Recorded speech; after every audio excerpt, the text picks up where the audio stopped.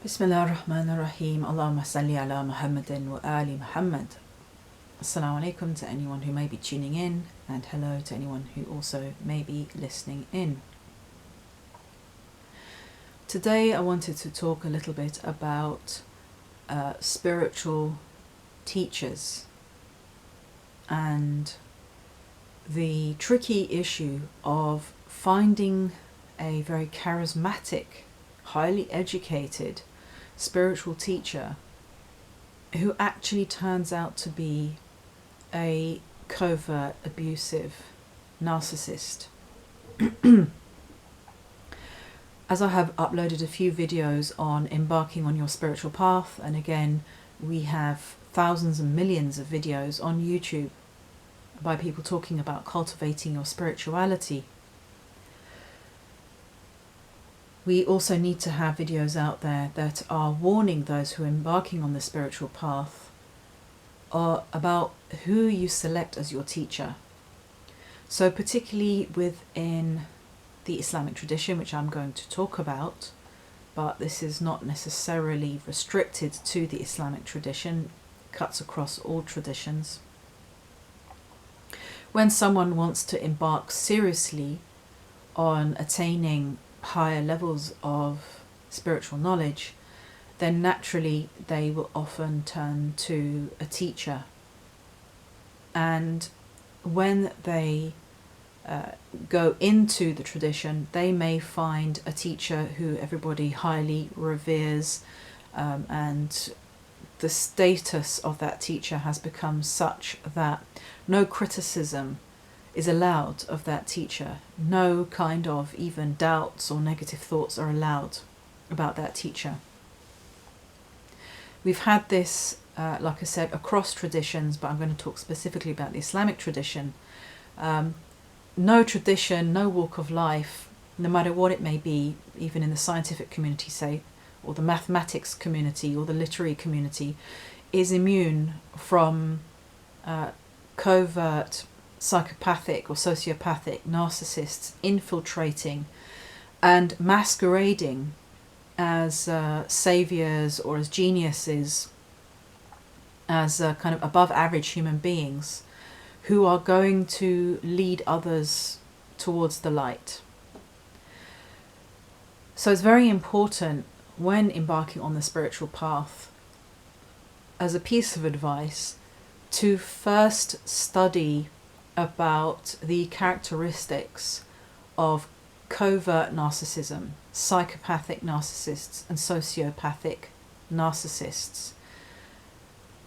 Going down this route on the spiritual path is obviously one of the most fundamental and important paths that you will take. I mean, this is about your soul, this is about your heart, this is about your destination in the next world.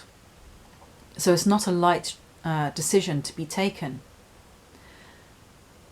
And therefore, those who often embark on the path, especially when they're younger and they're not experienced, tend to be quite sensitive, vulnerable people. These kinds of charismatic personalities tend to attract sensitive, intelligent, but vulnerable people who are looking again for this stability, for this guide, for this personality to hold on to. A lot of the time these types of personalities also attract people who have had a troubled home life. Maybe the seeker has already experienced some kind of abuse at home, or a family breakup, or maybe they've come out of a bad marriage as an example, and they're desperately looking for some kind of healing or some kind of nurturing, some kind of meaning, some kind of guidance onto a new path to rebuild their life. And they will find a charismatic teacher to attach themselves to, but what they don't realize is that they are about to be taken advantage of and about to undergo further psychological, emotional and spiritual abuse. We have had personalities in the Islamic tradition who have said that if their followers even have a negative thought about them, that they will not enter paradise. Ahmad al-Tijani, who established the Sunni Sufi Tijani order, made this statement to his followers that if they have a negative thought about him, they will not enter paradise.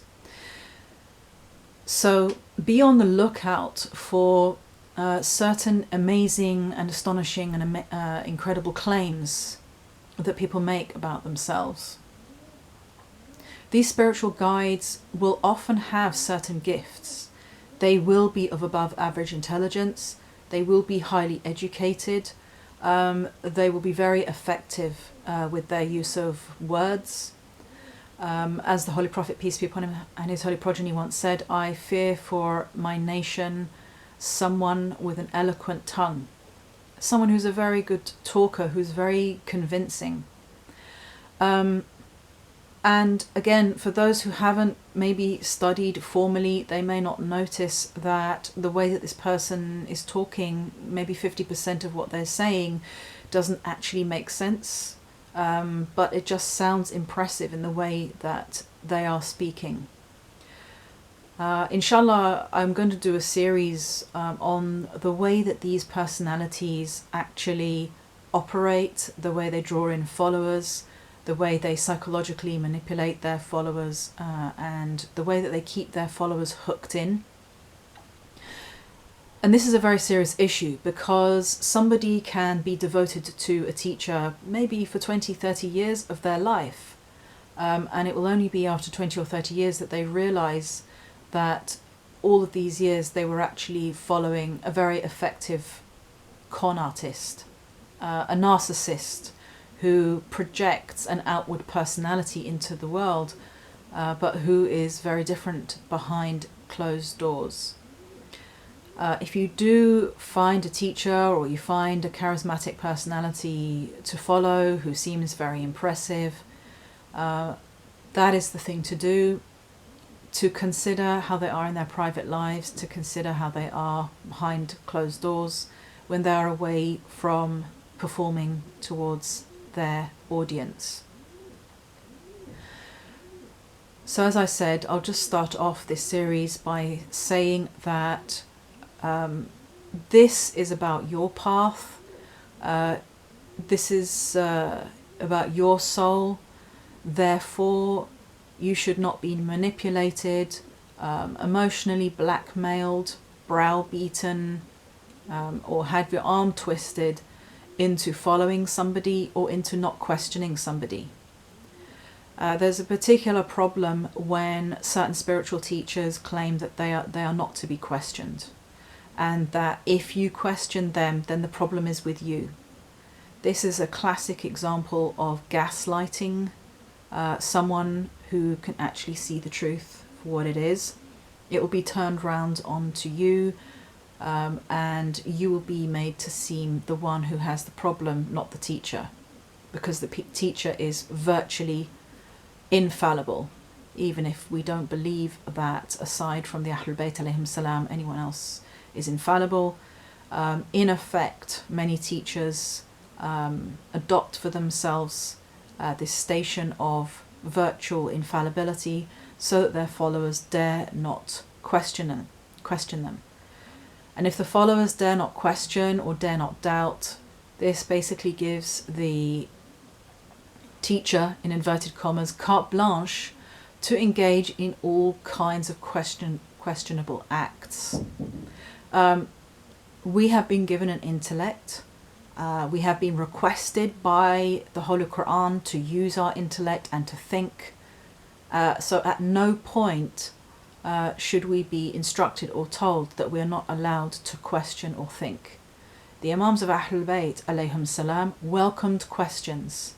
They engaged in discussion. Very patiently and very graciously they answered people's questions.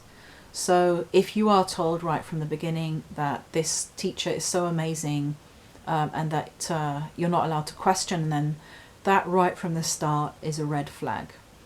So I will just finish here, and inshallah I'll be loading up a few more on this important topic to save you time, years, and effort, and maybe sometimes even money and funds that people put into these personalities, to save you that from the beginning before you embark on your path. So thank you for listening. Assalamu alaikum wa rahmatullahi wa barakatuh.